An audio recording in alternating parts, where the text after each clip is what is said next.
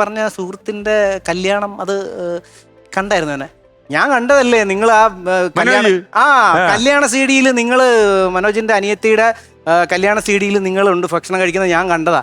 ഞാൻ പറഞ്ഞത് എവിടെയാണ് ഇവരുടെ പാളയത്ത് എവിടെയാണ് ഈ ബിഷപ്പ് പെരേര ഹാളിൽ വെച്ചാണ് ആ കല്യാണം നടന്നത്. അപ്പോഴാണ് എനിക്ക് ഓർമ്മ വന്നത്, പണ്ട് ഞങ്ങൾ യൂണിവേഴ്സിറ്റി കോളേജിൽ പഠിക്കുമ്പോൾ ഞങ്ങൾ കുറച്ച് പേര് ഈ വിളിക്കാത്ത കല്യാണം കഴിക്കാൻ പോകും, ബിഷപ്പ് പെരേര ഹാളില് ഞങ്ങള് കഴിക്കാൻ പോവായിരുന്നു.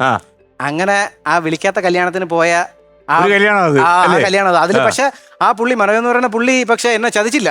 ആ സിനിമ നടനൊക്കെ ആയപ്പോ പുള്ളി എന്റെ ഫ്രണ്ടാണെന്നുള്ള അയാളുടെ ഫ്രണ്ടാണെന്നുള്ള രീതിയിൽ പൊക്കി അടിച്ചു മാനേജ് ചെയ്തു സീരിയലൊക്കെ. അല്ല, തിരുവനന്തപുരത്തൊക്കെ ഇപ്പൊ ഒരു ചെറിയ റെസ്ട്രിക്ഷൻ ഉണ്ട്.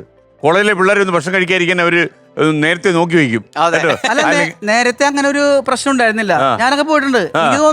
എനിക്ക് തോന്നുന്നു കുഴപ്പമില്ലായിരുന്നു. ആ സമയത്തൊന്നും കുഴപ്പമൊന്നുമില്ലായിരുന്നു. ഞാൻ സ്കൂളൊക്കെ പഠിക്കുന്ന സമയത്ത് അത് കഴിഞ്ഞിട്ടും നമ്മള് കല്യാണം വിളിക്കാത്ത കല്യാണം അത് ഒരു രസമാണ്. അത് നല്ല ടേസ്റ്റ് സംഘമായിട്ടല്ലേ പോകുന്നത്. ആ സംഘമായിട്ട് സൂപ്പർ സദ്യയായിരിക്കും. അപ്പൊ ഒരു ദിവസേ 2 കല്യാണം ഉണ്ട് ഞങ്ങൾക്ക്, ഡബിൾ എന്നൊക്കെ പറഞ്ഞോട്ട്. ഒരു 7 മണിക്ക് വരണം, 9 മണിക്ക് വരണം.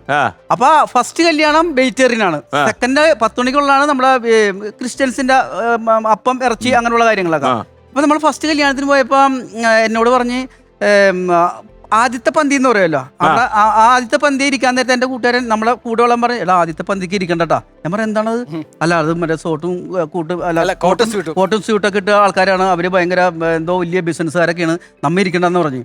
അല്ല അതാ ഇപ്പൊ നമ്മൾ ഇരുന്നില്ലെങ്കിൽ നമുക്ക് സെക്കൻഡിന് എത്താൻ പറ്റില്ലെന്ന് ഞാൻ പറഞ്ഞു. ഇപ്പൊ നമ്മളിവിടെ ഫസ്റ്റിന് ഇരുന്നില്ലെങ്കിൽ നമുക്ക് സെക്കൻഡ് കല്യാണം ഭയങ്കരമായിട്ട് ലാഗി, അതാണ് നമുക്ക് അത്യാവശ്യം. അപ്പൊ പറഞ്ഞു 10-12 പേരല്ലേ അവരുള്ളൂ, നമുക്ക് ഇവിടെ 5-6 പേര് കയറി ഇരിക്കാന്ന് പറഞ്ഞു. ഞങ്ങൾ ഇവിടെ കയറിയിരുന്ന് അവര് ആ സ്യൂട്ടും കോട്ടൊക്കെ ഇട്ട ആൾക്കാർ അവിടെ ഇരുന്ന് വലിയ ടീമാണ്.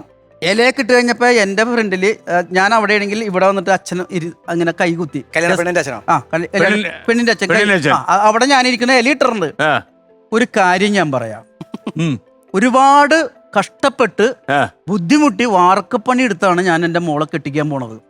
അത് നിങ്ങൾക്ക് പറഞ്ഞാൽ മനസ്സിലാവില്ല, നിങ്ങൾക്ക് വെറുതെ വന്ന് ചോറ് തന്നാൽ മതി. ഞാൻ 10 പേരെ വിളിച്ച ആൾക്കാർക്ക് ചോറ് കൊടുക്കണമെങ്കിൽ നിങ്ങളൊരു 10-15 പേര് കയറി വന്ന് വിളിക്കാത്ത ആൾക്കാർ ചോറ് തിന്നാൽ ആ 10 പേര് വിളിച്ച ആൾക്കാർക്ക് 10 പേർക്ക് ഊണ് കൊടുക്കാൻ എൻ്റെ അടുത്തുണ്ടാവില്ല, അതിനുള്ള സമ്പാദ്യമില്ല. അപ്പം ഞാൻ പറയണത് മുണ്ട് മടക്കി കുത്തിയിട്ട് ഇടിക്കണേക്ക് മുമ്പ് വിളിക്കാത്ത ആൾക്കാർ ഇവിടുന്ന് പോയിക്കോ എന്ന് പറഞ്ഞപ്പോ തന്നെ സൂട്ടും കോട്ടും ആൾക്കാർ എനിക്ക് പോയി. അവരെ വിളിച്ചിട്ടില്ല. ഞാൻ പറഞ്ഞില്ലേ വേണ്ടെന്ന് പറഞ്ഞില്ലേ കോട്ട സൂട്ട് മാടക്കെടുത്ത്. അപ്പൊ ഞാൻ എഴുന്നേറ്റപ്പോ മോൻ അവിടെ ഇരി, മോൻ കഴിച്ചിട്ട് പോ, മോനൊക്കെ വിളിച്ചല്ലേ. ഞങ്ങളെ വിളിച്ചിട്ടാക്കി അവര് വിളിച്ചിട്ടില്ല. അവര് എനിക്ക് തോന്നുന്നത് ഡ്രസ്സൊക്കെ തേച്ച് യൂണിഫോം ഉണ്ട്. സൂപ്പർ. ട്രിവാൻഡ്രത്തൊക്കെ വളരെ വ്യാപകമായത് അറിയത്തില്ല, ഒരു കാലത്തുണ്ടായിരുന്നു. നമുക്കൊന്നും ആ ഭാഗ്യം കിട്ടിയിട്ടില്ല. കാര്യം ഇതൊരു സംഘമായിട്ട് ഒരു തമാശ കൂടാണല്ലോ. നമ്മുടെ അവിടെ കോളേജിൽ പഠിച്ചുകൊണ്ടിരുന്നപ്പോ പിന്നെ ഒരു ദിവസം പത്രത്തിൽ ന്യൂസ് വന്നു, ബിഷപ്പ് പെരേര ഹാളിൽ നിന്നും ഇതുപോലെ വിളിക്കാത്ത കല്യാണത്തിന് പോയ ആൾക്കാരെ ഇറക്കി വിട്ടു എന്നൊക്കെ പറഞ്ഞിട്ട്. പിന്നെ അതിനുശേഷം അങ്ങോട്ട് പോയിട്ട് ഫ്ലവേഴ്സ് ഒരുക്കുന്ന കാഴ്ച വസന്തം യൂട്യൂബിൽ പ്രേക്ഷകർക്ക് ലൈവായി കാണാം. ഫ്ലവേഴ്സ് കോമഡിയിൽ ജോയിൻ ചെയ്യൂ, ആസ്വദിക്കൂ.